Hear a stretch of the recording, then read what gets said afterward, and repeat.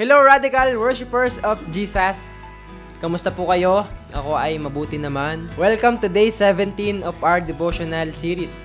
Let us open our Bibles in Luke chapter 22 verse 42. It says, "Nevertheless, not my will, but yours be done." Nang si Jesus po ay nananalangin sa hardin ng Gethsemane, yun po yung point na ipinagkanulo siya ni Judas upang mapako sa krus. Sumuko si Jesus sa mga panahon na yon, hindi dahil siya ay mahina, kundi siya ay nagtiwala sa Ama. At gaya ni Jesus, kapag isinuko natin ang ating mga sariling kagustuhan, tinatanggap at nagtitiwala tayo sa kapangyarihan ng Ama. Hindi tayo, kundi plano ni Lord ang mangyari at masunod.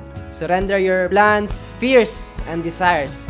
Siya ang gagabay sa atin dahil may perpektong plano siya para sa atin. Dahil sa pagsuko mo, doon ka magkakaroon ng tunay na kalakasan.